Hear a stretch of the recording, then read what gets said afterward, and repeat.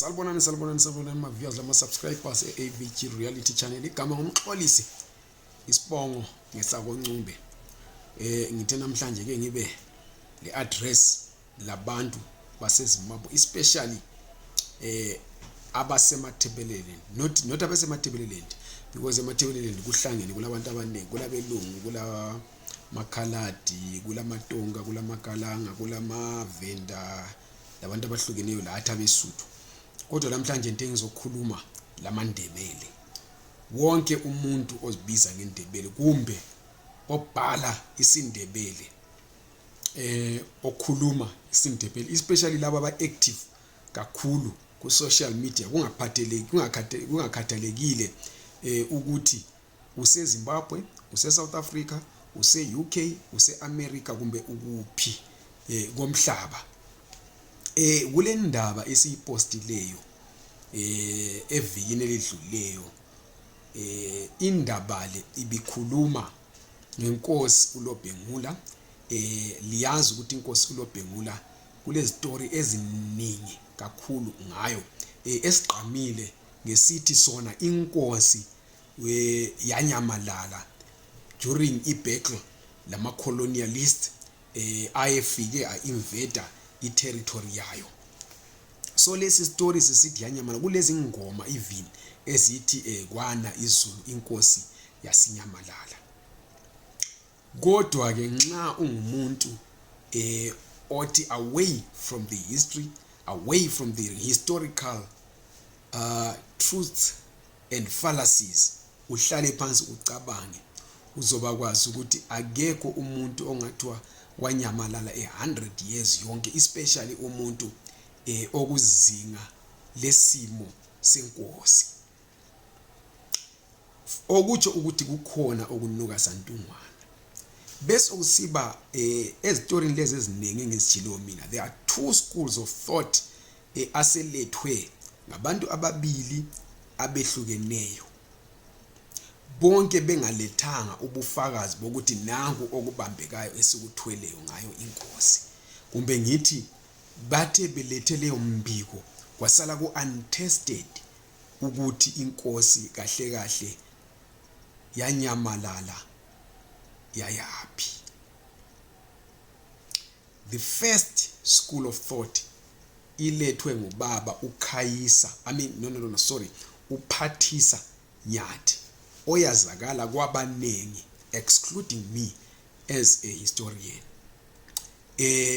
Ngizachiya okunengi about ubaba uPhathisa ngoba i-broadcast yami le ayilani nge-credibility yakhe as a historian. Kodwa ngizathanda ukucacisa ukuthi for you to be called a historian, akusikho ukuthi you have done a research wachiya kunjalo kuphela. There must be a lot okunye okwenzayo. Awubi nje i-historian. Siyambonga kakhulu baba uPhathisa Nyathi ngoba umuntu olezeal, umuntu ole-passion loku-researcher about especially i-history yamaNdebele, i-history yezibongo zamaNdebele, is-history yama-families amaNdebele, ayilobe ukwenzela ukuthi umlando wamaNdebele ungachabalali. Kodwa kukhona la okunye asethe wakhutha khona uGatha, umuntu omdala, ubaba engimazi kakhulu, ubaba esengingasebenzisana laye kakhulu ngesikhathi sasekubulawayo. Ngiyamhlonipha kakhulu and ama mistake awenzayo ngilethemba lokuthi akawenzi yena ngokuthanda kwakhe, kodwa njengoba ngitshilo uyedwa akula muntu omsupportayo. Ngabanengi bekuzayenziwa lokho kuthiwa i-peer review for his articles that he writes. Kodwa from a professional point of view, akasiyo i-professional historian. Uyiloko esingathi thina ufana le-bush mechanic, and I'm saying this with all due respect. Umakanika uyabekwazi ukukanika, kodwa engabalelwa kuwo makanika nxa sowuthwathi sizoqhatshwa obomakanika and kumele babe bengabantu abafundele umsebenzi, ngoba ipassion iyodwa ingela training ayikwenzi ube yilokho ngqo ofisa ukuba khona. Kulento okuthiwa i-Rankian School of Inquiry, Analysis and Presentation. Ubaba uPhathisa Nyathi akekho kuleyo.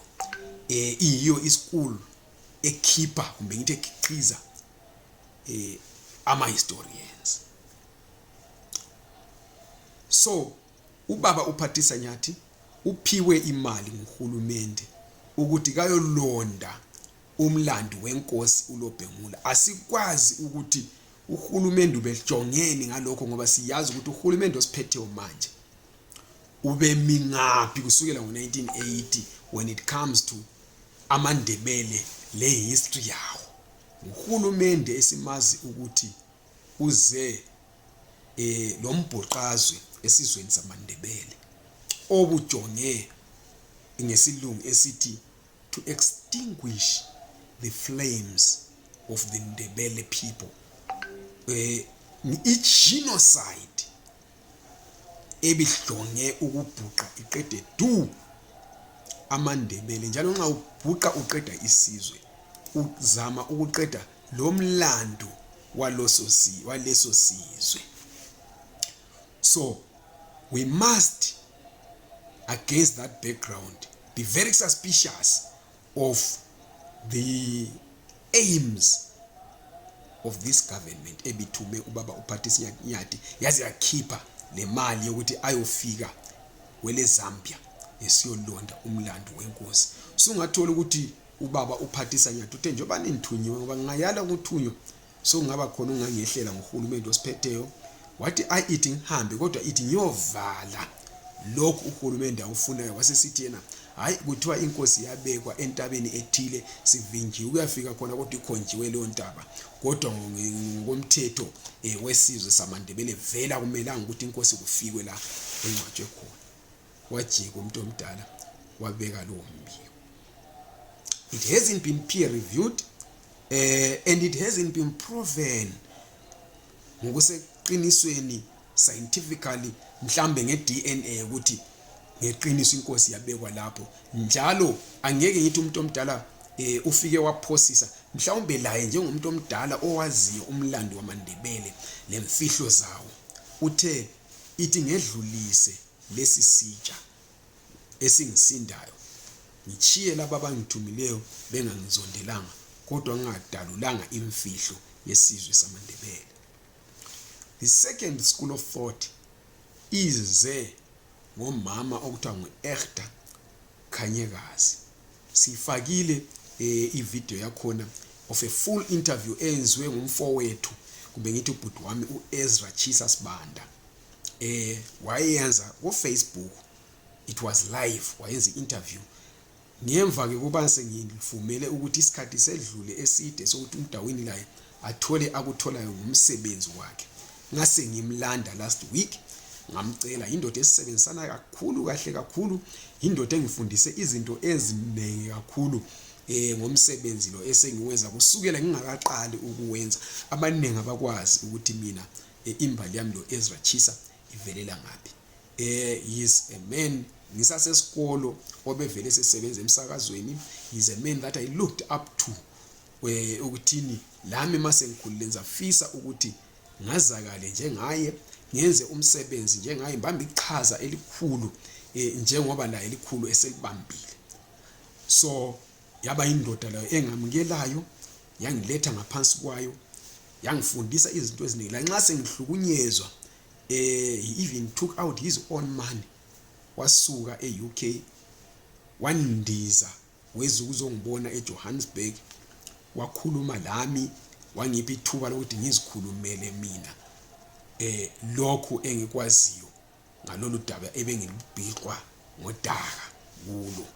So ngase ngimcela ukuthi hayi my brother, nansi interview le ngibona zathi inganisebenzela ku channel yami entsha, ngicela yona. Wathi hayi wena ungwangikhaya, be free uyisebenzise, and ngimbonga kakhulu ngakho. So umama uEgta ubethe yena kumbe ngithi uthi yena inkosi yawela emgodini. Lo mgodi kwakhuphuka amanzi, inkosi yagalula kulo mgodi, ayizange ithathe iviki iphila, njalo amathambo enkosi alokhe ekhala, ilokhe ibambe umkhonto wayo. Abantu beza ke la, abanye bathuka ubaba uPhathisa, elizangixolela bakithi ngiyaba confuse uKhayisa induna lo Phathisa somlando wethu. So ubaba uPhathisa, abanye bakhona bafika bamthuka, bambhixa udaka, bamtshela izinhlamba, abanye labo bakhuluma okuningi abakufunayo. Umuntu omdala watholakala esebhalwa ngendlela ezingayisizo. Umama uKhanyekazi laye engathi mina ngimbize ngesanuse ngoba akabhuli, uyathungatha umlando, azibone esephakathi kwawo. La into engima ngimfakile kwabuya abantu embahlonipha kakhulu.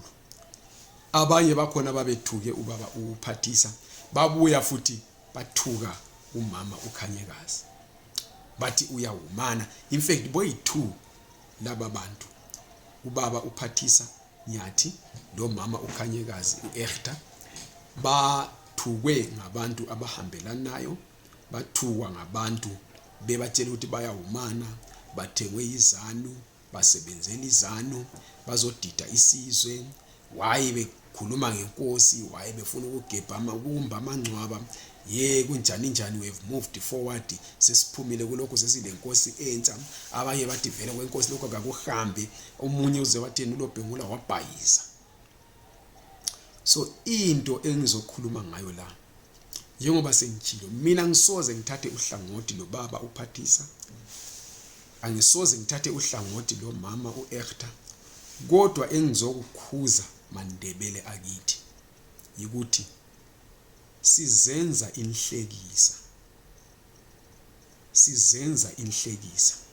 Ubaba uPhathisa Nyathi singabe singawuvumeli umsebenzi, singavumelani lezinye izinto azibhala emsebenzini wakhe, singabe siwudelela umsebenzi wakhe, singabe simcabangela izinto eziningi, kodwa ngosiko lwamaNdebele uyahlonitshwa umuntu omdala.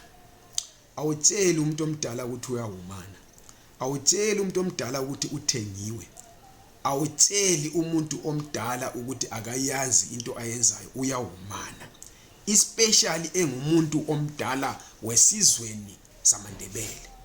Wena uzithi ungumuntu wesizweni samaNdebele, kuyazila abantu bakithi. Awutsheli umuntu ophethwe ngabahambayo ukuthi mina abadala, umuntu olabadala ukuthi uyawumana. Awutsheli umuntu oyisanuse kumbe oyinyanga, owelaphayo kumbe ongelaphiyo, kodwa ephethwe ngabadala ukuthi uyawumana. Njengoba nje umuntu omdala ophilayo akathukwa, it's even worse mawusuthuka ophethwe ngabedlulayo.